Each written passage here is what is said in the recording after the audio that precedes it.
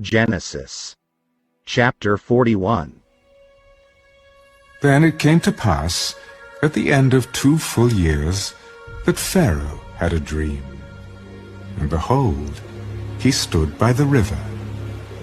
Suddenly there came up out of the river 7 cows, fine-looking and fat, and they fed in the meadow. Then behold, 7 other cows came up after them out of the river, ugly and gaunt, and stood by the other cows on the bank of the river. And the ugly and gaunt cows ate up the 7 fine-looking and fat cows.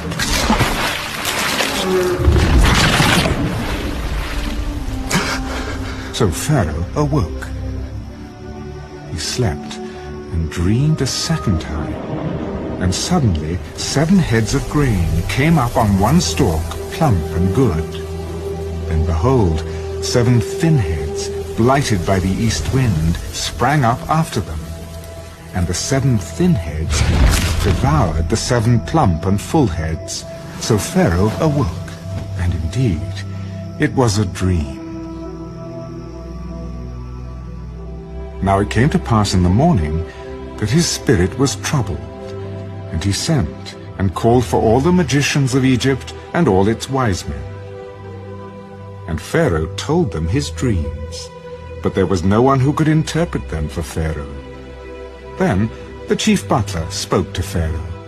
I remember my faults this day. When Pharaoh was angry with his servants and put me in custody in the house of the captain of the guard, both me and the chief baker, we each had a dream in one night, he and I. Each of us dreamed according to the interpretation of his own dream. Now there was a young Hebrew man with us there, a servant of the captain of the guard. And we told him, and he interpreted our dreams for us. To each man he interpreted according to his own dream.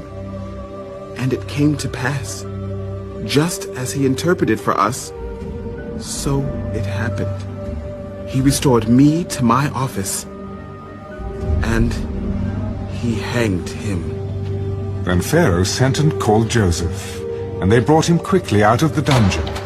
And he shaved, changed his clothing, and came to Pharaoh. And Pharaoh said to Joseph, I have had a dream, and there is no one who can interpret it.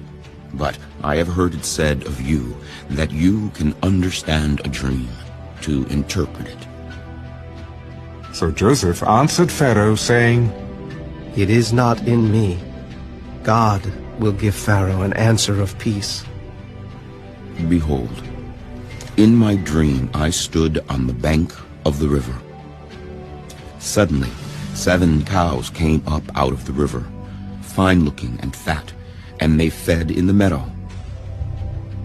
Then behold, 7 other cows came up after them, poor and very ugly and gaunt, such ugliness as I have never seen in all the land of Egypt. And the gaunt and ugly cows ate up the first 7, the fat cows. When they had eaten them up, no one would have known that they had eaten them, for they were just as ugly as at the beginning. So I awoke. Also I saw in my dream, and suddenly 7 heads came up on one stalk, full and good. Then, behold, 7 heads, withered, thin, and blighted by the east wind, sprang up after them. And the thin heads devoured the 7 good heads. So I told this to the magicians, but there was no one who could explain it to me. The dreams of Pharaoh are one. God has shown Pharaoh what he is about to do. The 7 good cows are 7 years, and the 7 good heads are 7 years. The dreams are one. And the 7 thin and ugly cows which came up after them are 7 years, and the 7 empty heads blighted by the east wind are 7 years of famine. This is the thing which I have spoken to Pharaoh. God has shown Pharaoh what he is about to do. Indeed, 7 years of great plenty will come throughout all the land of Egypt, but after them 7 years of famine will arise, and all the plenty will be forgotten in the land of Egypt, and the famine will deplete the land. So the plenty will not be known in the land because of the famine following, for it will be very severe. And the dream was repeated to Pharaoh twice, because the thing is established by God, and God will shortly bring it to pass. Now, therefore, let Pharaoh select a discerning and wise man, and set him over the land of Egypt. Let Pharaoh do this, and let him appoint officers over the land to collect 1/5 of the produce of the land of Egypt in the 7 plentiful years. And let them gather all the food of those good years that are coming, and store up grain under the authority of Pharaoh, and let them keep food in the cities. Then that food shall be as a reserve for the land for the 7 years of famine, which shall be in the land of Egypt, that the land may not perish during the famine. So the advice was good in the eyes of Pharaoh and in the eyes of all his servants.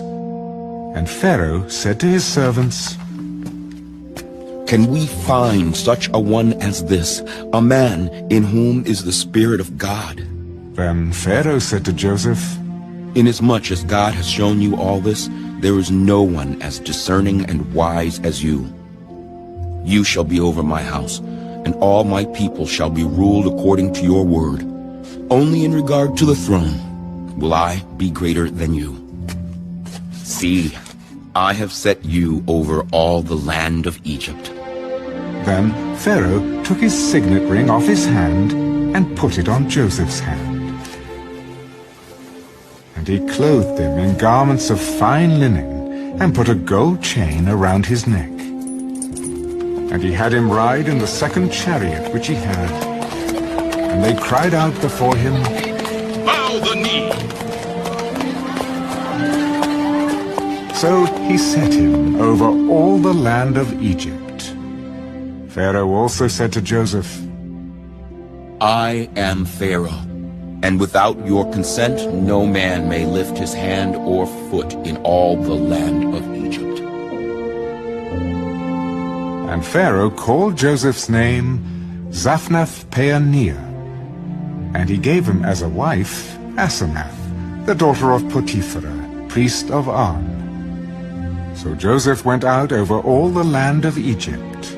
Joseph was 30 years old when he stood before Pharaoh, king of Egypt. And Joseph went out from the presence of Pharaoh and went throughout all the land of Egypt. Now in the 7 plentiful years the ground brought forth abundantly. So he gathered up all the food of the 7 years which were in the land of Egypt, and laid up the food in the cities.